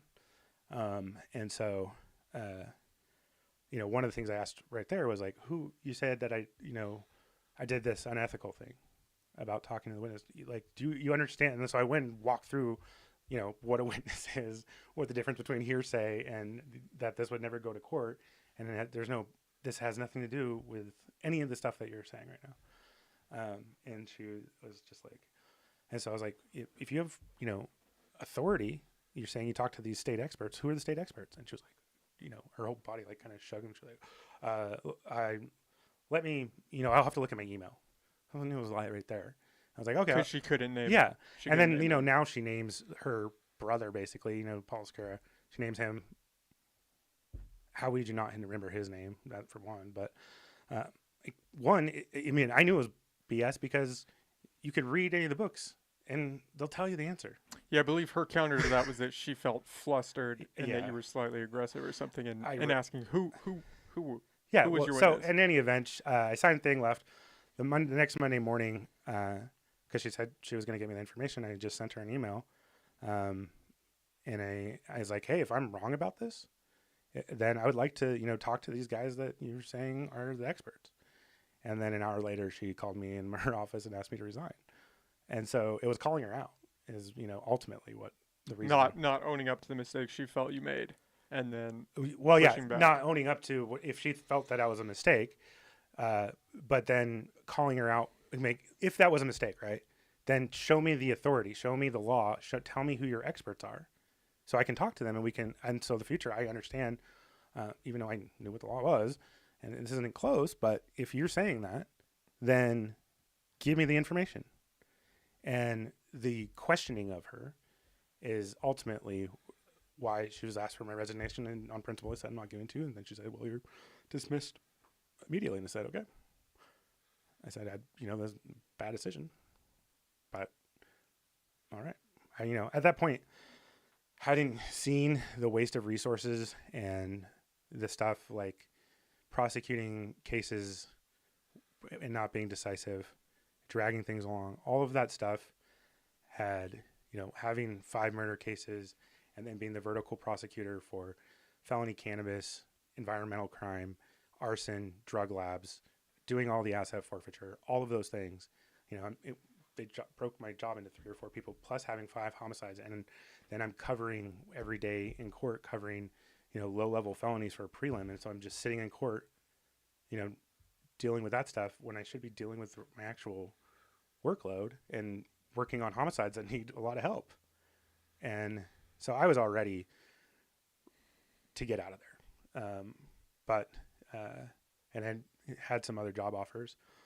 And so it was, at that point I was like ready to let go, and my plan had already been, to run against her, not 100%. At that point, I was planning on running against her, and I think I decided, it was actually DA investigators that I went up to dinner with, and they made custom shirts that said AK for DA on them.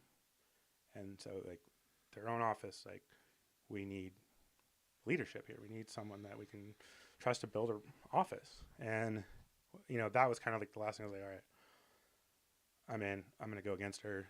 She's a 2-time incumbent, but whatever. And then, a month later, she says she's not going for it, and she's going to, try to appoint Stacy to it, essentially.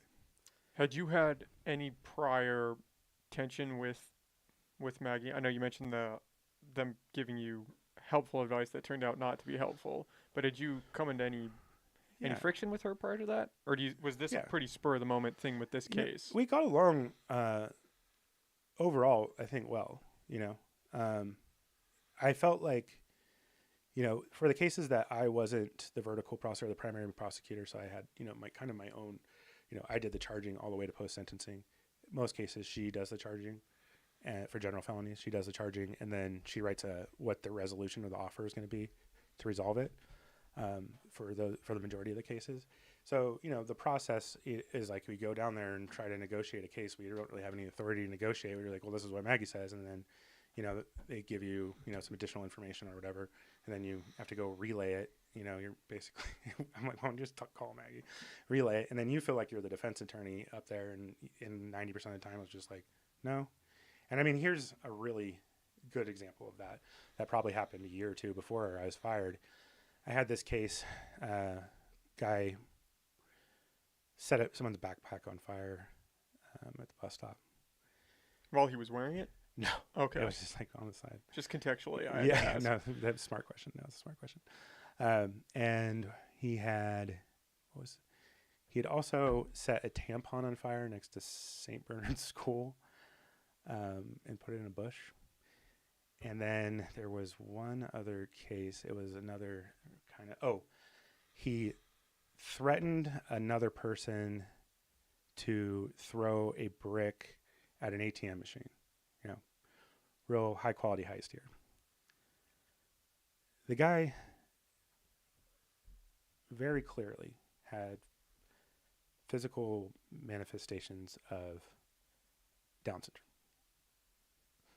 He was developmentally delayed. Like there's, you talk to him, no question. You look at him, you can tell. It was pretty apparent. Yeah, it was apparent. And so from the start, I'm like, well, I bring the case, I tell Maggie, like, saw this guy in court, I watched the body-worn cameras and the way that he talks to and how scared he is and all these things. I think he's, just, I don't think it's someone that we want to prosecute or try to send to prison. I think we could probably find some sort of diversion here early. He was also a regional client, so he has a caretaker, a social worker. And so I'm like, why don't we just, try to, do some sort of diversion early? And I got big red pencil that she is on the thing, no to that. We are going to prosecute this guy for a strike arson as well as vandalism and attempted theft. And then this other minor. Maggie arson. Decided this. Yeah. And so I was like, all right, that's what the boss says, right? So it takes 4 times to get this thing to prelim, just at a court space. So that means 4 times we bring 3 law enforcement officers. I think it was actually 4 with the other case. 4 law enforcement officers wait all morning for a courtroom, don't get a courtroom, they leave. Taxpayers' money, officers off the street. 4th time we finally get it to a hearing. He's held answer. I mean, there's no question. It was on surveillance video. It was not an evidentiary question on those things.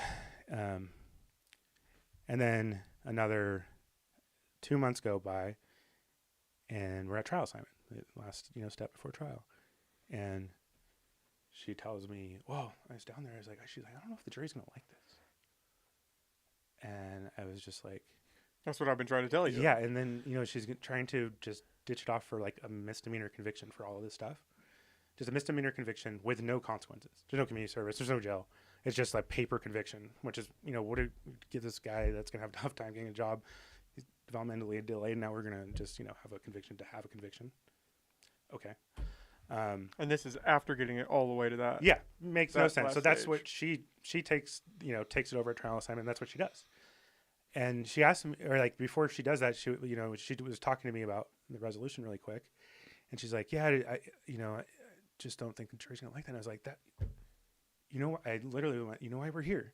And I picked up the file and I turned to the page with her big red pencil and I said, I said this from the start. Do what you got to do. And, do you think that's because she just never looked at the actual case, or? I don't know, but we wasted a ton of resources, again, by not being decisive, and we should have never, ever been in that position. Ever. Yeah, that's... I don't know. That's a problem. Yeah. That's why I'm running for DA. So we don't waste resources. We be decisive. We be the gatekeeper. We, there's going to people that don't like our decisions, but, we'll stand by them and explain why we made those decisions. There's some of them will be very hard. A lot of them will be hard decisions, but that's the job of being a DA. I found where, tying back to the Chris Champagne, and this is a direct quote from Maggie Fleming in regard to that case, and it goes, quote, "The issue with inexperienced prosecutors, and I include Kamada in that category, is that if we had tried that case and the jurors did not find our star witness to be compelling, and they hung, it would be much harder for us to negotiate a resolution." And that star witness in that being Champagne. That's where I pulled that from. But these are broad statements coming from Stacey and from Fleming. Yeah. Stacey not in regards to that case, but Stacey in general. They seem to be attacking your competence. Yeah, just in general, which makes no sense. Again, I'm the person doing these complicated murders. Who's the person that assigned me? Why would you assign an incompetent person to handle all this complicated stuff? Yeah, that doesn't make sense. Yeah, so it makes zero sense. And then the fact that this whole thing there now, between Stacey calling me unethical over and over something that she either doesn't understand the law, like Maggie, or she's just straight lying. And either way, it's not good. Yeah, neither of those are comfortable answers. No. That's not what you want to hear. I'm like, dude, and people that are, some people are kind of falling for it or whatever, and I'm just, it's frustrating, for sure. Well, Lost Coast, and I don't have a problem with Lost Coast, but I've been struggling in the sense that a lot of the articles that I've read in preparation for this podcast and previous podcasts, they don't seem to really paint that objective of a light. No. It seems, I don't want to say targeted, but it doesn't seem favorable. And what my, campaign manager maybe had pointed out to them was if you're going to have these stories that kind of seem like hit jobs on Adrian, maybe you should post that the owner's wife is an owner or supporting Stacey Eads. They do have a lot of ads for Stacey Eads on their site. I will give them that. And the fact that Stacey has spent tens of thousands of dollars on ads on their website, and the fact that Maggie and the owner's wife are friendly. I mean, all does of that those frustrate things, you? Because it seems like your campaign has been targeted for this secretive money action. Yeah, I mean, it is frustrating, especially dark money. When there's a PAC paying for all kinds of stuff for her and other candidates, and that one's a general PAC, is my understanding of it. And so they can just purchase stuff for whomever, and that's just my understanding of that. I don't, that's from talking with some of the folks involved with that. But aside from, we don't really know who those people are. I don't know who those people are. And then, to be, cast this shadow on me of unethical and, secretive stuff. And it's like, no, this is my buddy. He's right here. He might not be good at paperwork or whatever, but here he is. And that's what I told Lost Coast. I gave him his phone number. Here's the dude that's paying for it. It's running that independent expenditure. And it's my buddy since 6th grade. Did they follow up? They called him, yeah. And then they wrote something last night that, again, they're like, here's Adrian's board in the wetlands. Again, okay. I think that more offensive is probably, not having something that's already there and having my face on it. What I'd say is probably more offensive is going into a defendant's yard, wetlands next to the bay, and erecting a Stacey Eads sign. That actually has some environmental impact, probably not that much, but more worrying about that is the fact that they're currently prosecuting the person that owns that property. And one's talking about that. Lay that out for me again, because I haven't heard that anywhere. One person that I prosecuted while I was in the office was Ray Christie. Ray Christie had 250 dead cows on his property. We charged him with a slew of misdemeanors and I think 4 or 5 felonies. After a long trial, they hung on the felonies. 11 people for guilty, 1 not guilty. The person just wouldn't follow the law. And then I convicted him of 25 misdemeanors for abandoning, dumping cow carcasses in the waterways of the state, which is along his properties. There's just dead cows everywhere. All just 250 is a lot of dead cows. Oh, there's more than that. There was piles of dead cows. It was disgusting. Anyway, he's got pretty prime property. On the actual ranch that he has, there's 2 signs, Stacy Eads signs. Then I think like another 4 of his properties had erected Stacy Eads signs on them. And so this is a person that you're currently prosecuting and is also pending sentencing, and you're erecting signs on there. I think that's a point where you're along the way not, and this is what I saw like all the time, and this is what happened with, you know, the issue of me being terminated and then them turning it around to just a false story, is that they think just like raw power can kind of get them past things. Like no one's to be fair, that's worked for most of human history. Yeah, but like then, you know, finally there's someone pointing it out, and they don't like that. Yeah, that seems like that would be a bit of a conflict of interest, especially where you're currently prosecuting him. That seems like seems like a problem. And one of those signs is in a wetland. At least 2 of the ones that I saw. Yeah, and they had been erected. But it's like a wetland, but it's also ranch land. I mean, there's streams that are connected hydrologically. They're sloughs that go into Humboldt. But these are billboards. They're like, you know, the big signs. So they have 3 posts. Okay. They're not like billboard. Okay. But they're erecting. They're large signs with 3 posts. You know, that kind of thing. So you know they are erecting something on there, with not, you know, having a repaint of a billboard that's already existing. So I think, so again, that just in itself, but I think the bigger problem there, of course, is the conflict of interest. So it's, you know, it's interesting, you know, then they hire this other political consultant that like harasses, was harassing my family at the parade, who turned 2 charity events, try to turn them into Stacy Eads campaign events. One charity is Bander. This is another one of Stacy's surrogates, Bander, and they gave all the money back that the Eads campaign donated to the charity, gave back and said, we don't want it. Don't use any of our pictures in any of your campaign stuff. And sure enough, they continue to do that. I mean, talking about, so it's hard that, you know, the questions about ethics are coming on me when they're doing, with their raw power, using the DA's office for one. It's illegal to use it as a campaign tool for Stacy, but that's what they've done from the start.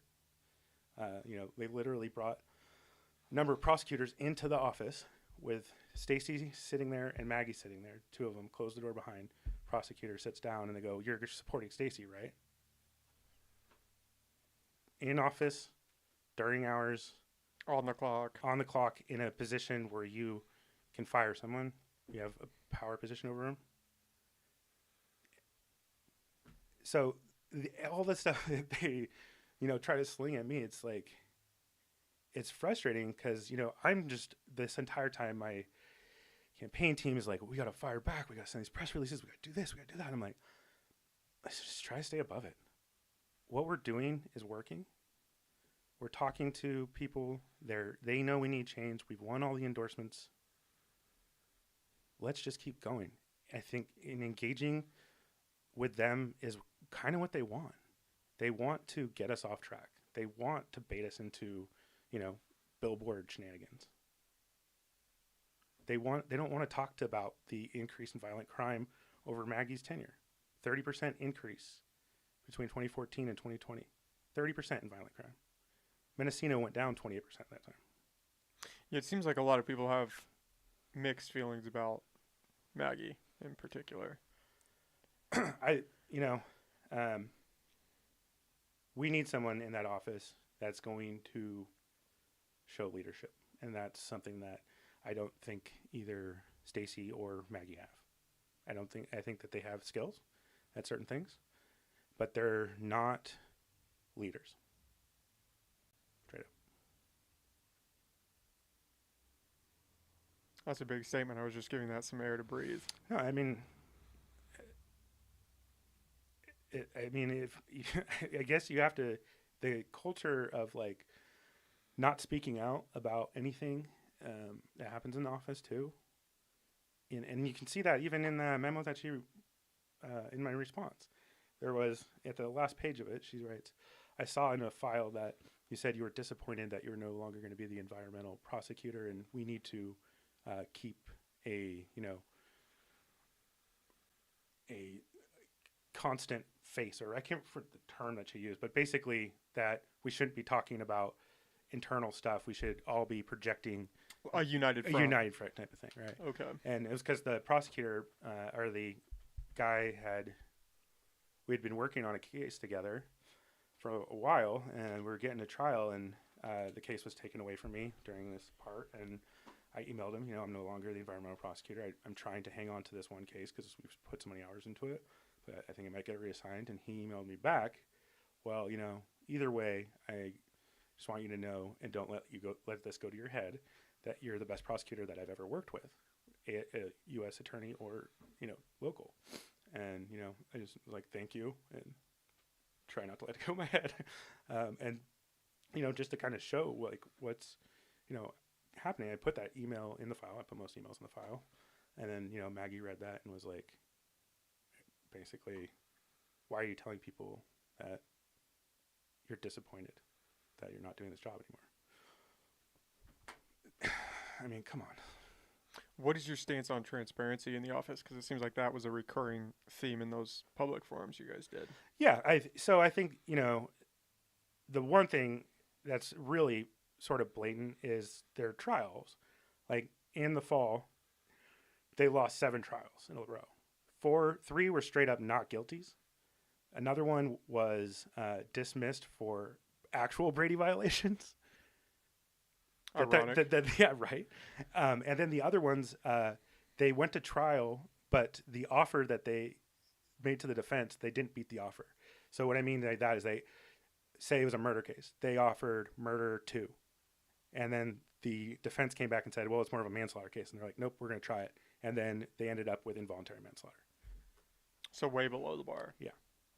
So that's a loss too, even though they chalk it up as a win. Unless, of course, I'm doing it, and then they would chalk that up as a And loss. they don't share that information with the public. And currently. then, yeah, I guess that's going back to the point is if they win a trial, they're like, we won, look at us. And then if someone is found not guilty, there's just crickets. And I think that, the defendant has been accused of this thing in the court of public opinion by having his or her face, during the arrest. And if there was news following it to some extent, there's a lot of cases that, they only follow for so long. Some of the bigger trials will get followed, but this wasn't, some of these weren't them. And this person, has been known to commit this crime, and then he was found not guilty, and they're not saying anything about it. It's just, so I think under my administration, we will release the results of every trial. Win or lose. Win or lose, because that's, I think, just fundamental as a public servant. That's, you should be telling your employer, people of the state of California that you represent, we lost this trial. Why would you hide that? Would a private business ever allow someone that, had 20, that lost 7 big accounts at, some ad firm or something, and just went, box walks by and then they get 1 account and they're like, we got an account, but we just lost 7, and not let them know, that person would be fired immediately. So to me, hiding that, not being upfront with the public is a problem, and that's will change immediately. Using the interns, I do hope to have a robust system where we're not talking about anything about the case other than the status, so people can actually just go online and see the status of a case, like if it's pending trial or it's at the prelim or where it's at, but not, us remarking on the case or anything like that, but just so people can have information. Track where it's going. Yeah. Seems pretty basic to me. I had Michael Acosta on, I believe earlier this week, and he brought up the issue of a lack of transparency with the police department in regards to like private informants and criminals that they've flipped. Yeah. What is your stance on that? Do you have any stance on that? I do. I mean, I think he's very focused on a narrow thing because, they used informants to come at him, right? Yes, So his case is personal. definitely Yeah. a primary factor in Yeah. his So, targets right now. Ultimately, Maggie decides who is eligible to be an informant. And, generally the things that you're looking at is their record. Like, has it been a really bad record? And then the value of the information and the credibility of the information that you're getting. And also if they did have a prior track record. And so there's factors that go into it. Generally, I think that there should be a very clear established contract. There are some times where they go, written informants or whatever. But, being the person advising on DTF, as a prosecutor, I never want to know who the informants are generally. But my goal is to just, again, this ties back into you want to keep informants secret, right? And that's what, in this case because you're going to get a search warrant to go search a house. And there's an evidence code 1040, 1042 that allows for that. So that's, akin to the situation where we're talking to a person that they claim is an informant or a witness, which is neither of those things. But again, we're just getting information to get a search warrant. But so that's just like to show you how that works. But in any event, there are value. It's part of, sometimes it's not the glorious part of the job, but sometimes, if you want to bring down a murder case and you have someone that's charged with drug case, and, they did that in the Jason Warren case.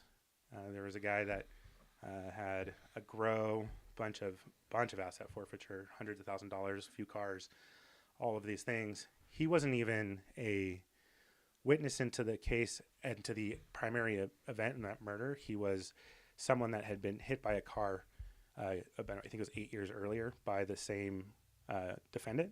So that comes into evidence to show using the same sort of weapon, not for the guy's character, but to show that he was the person that committed the crime because they used a weapon in the same manner, essentially.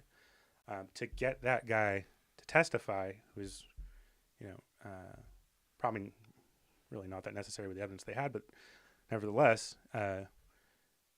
they gave him all the money back, all his cars, dropped all the felony charges against him. So it's a case-by-case basis, and then there's the working informants for the drug task force that... I'm sorry, could you just pull that just a little bit And then there's the working informants for the drug task force that, usually are low-level dealers or users that just give information on people that are bigger. And so, obviously, anonymity is important in regards to names so that you can't identify these people. But I think there could be an argument could be made that transparency should be involved in how many the county currently holds, what they're being paid, or if what their charges are being diminished to. I think that could be valuable. Yeah, and you need to put that information in the search warrant if you're saying I have a confidential informant. Not how many confidential informants. I agree with that. I mean, saying how many there are without naming them, that doesn't seem to be a problem. Mm-hmm. But when you're talking about the confidential informant, usually says that the confidential informant is doing this for, consideration in pending charges, or they're being paid, is usually the two that you see for. But not what those charges are being diminished to, or what that compensation looks like. No. Okay. What a defense attorney can do if they have some information, or they can read between the lines, or maybe there's something in the statement of probable cause, they can file a motion for revealing the criminal informant. And that would be the full identity. Yeah. Okay. And, if there's a mistake made along the road, then essentially it leaves the DA with an option of, potentially having to expose that person, potentially putting them at harm, or dismissing the case. I don't think exposing them is good. You don't want to put them in harm's way. I think the transparency or desire for transparency comes from the fact that, again, you have those cases where pressure is put on those informants in in a less than upstanding way. And so transparency surrounding that would be beneficial for the public, I would imagine. Yeah, I mean, again, just knowing the names, I think, is something that would be impossible.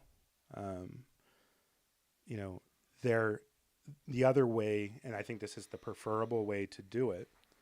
It doesn't give information to the public, but potentially gives enough information to the defense attorney to dig deeper and file a motion to, again, reveal the criminal informant. There's this thing called a Hobbs seal. It comes from a case, People v. Hobbs, and it allows, like for the search warrant, which is a public document, it allows for sensitive information that could reveal an individual informant, if it could reveal who they are, and that there's a chance that that person could be harmed because of becoming revealed. You can put it in a sealed document that the judge reads, but then seals that document. And it's part of the search warrant. It's part of the probable cause narrative of how they get to where they're going. But it seals it off. And in there, you can say who the person is and put their record if you want. You don't necessarily have to do that as a police officer. You could still refer to them as a criminal informant. But when you do that in a Hobbs seal, you're usually giving up some information that would likely reveal who that person is. Like, sometimes it's the neighbor, that observes people coming back and forth. But the only one getting that is the judge. Right. Okay. And so I think that's, I think that strikes the balance that we need. I think it works. Okay. Well, do you have, I don't know how much time you have. We've done 2 hours. So, yeah, I know. Do you have anything else you want to just quickly throw out there? I mean, we covered a decent amount here. No, I mean, like I said, I'm trying to talk about ideas. I'm trying to talk about change. I think that there is a path to modernize our DA's office. And, the reason that I'm putting myself out there in a time when politics is divided and the discourse is disgusting, That's an understatement. A lot of people don't want to get involved, and a lot of good people don't want to get involved because, you see what happens. You're accused of stuff you didn't do. You're accused of, being fired for not disclosing evidence in a homicide, which is completely just not even remotely true. And so it going in through the process, I knew that I was going to have to face certain attacks and stuff like that. Disappointed in the DA's office using itself as a campaign weapon. I'm disappointed in Stacey. Disappointed in Maggie in a lot of ways. I think what they're showing is being desperate and kind of pathetic. And, the whole reason I'm doing this is because this is where I grew up, and I want it to be safe. And I want to make this community stronger and better so we can have more economic opportunities here. And it's hard to bring in economic opportunities when, you look around and you look at the numbers and there's just so much crime. And so what we're doing doesn't work. We know that. And it's time to do something different. And that's what I'm proposing. And so I think that's what this comes down to. It doesn't come down to, which one of my friends bought a billboard. It comes down to the fact that I'm trying to bring change and they're trying to keep things status quo the way things always are. And it doesn't work. And that's, straight up, that's what happens. And so I'm hoping with my, plan and putting the right people in the positions and reorganizing, we can build what we need to build here and become a leading, respectful DA's office. Okay. And where can people find you, find your campaign? AK4DA.com has a ton of information on it, including all of our endorsements. Like I said before, Democratic Party, Progressive Democratic Party, Yurok Tribe, Labor Council, ASME, that's all of the administrative workers in the county of Humboldt. We have a lot of support, a lot of people from the medical field. Again, more law enforcement support. One of the interesting things about law enforcement support, one, we have just more people endorsing than Stacey Eads, but it's like almost a flip reverse. So I think, I'm not getting the numbers exactly right, but say there's 30 people that are law law enforcement officers that are endorsing me. 28 of those 30 are active, and there's captains, lieutenants, sergeants, and patrol officers across the board. And say she has 25, 23 of those people are retired. So it really is the old way versus this new way. And I think it's time for the new way, because the old way doesn't work. I do just have to ask this last question, because I was just reminded by you saying that, and then we can wrap it up. Yeah. Are you at all worried, because it does sound like you're close with these officers and that you have built a rapport with them in the department. Are you worried that that could compromise any trial that comes your way in regards to an officer involved in something? No, I think the officers that support me, they know, like I told you before, I'll straight up tell them, hey, you messed up here, and let's make this better so it doesn't happen. They know that if they intentionally do something wrong, if it's a crime, I'll file charges against them. They tend to be the officers that don't like it when they see people get special deals from the DA's office, because it, to the public, affects their credibility. It's harder for them to make cases when police officers can't be trusted. And these are the guys you can trust. Like, these are the people that are working really hard to do their job the right way. And when they go out there and people have had bad experiences with cops or bad experience with the DA's office, and they won't talk to them because they don't trust them, it makes it impossible to make cases, right? That's how you make cases, is talking to people. So, but again, I think every single one of those people knows if they did something wrong, I'll be the first person to tell them. They'd be held accountable. Oh, absolutely. Yeah, and they all know that. Okay, well, Adrian, thank you. Thanks for taking the time, man. I really enjoyed talking with you. Yeah, thank you. Yeah. Good talking with you. Thanks, guys. Adrian Kamada. All right.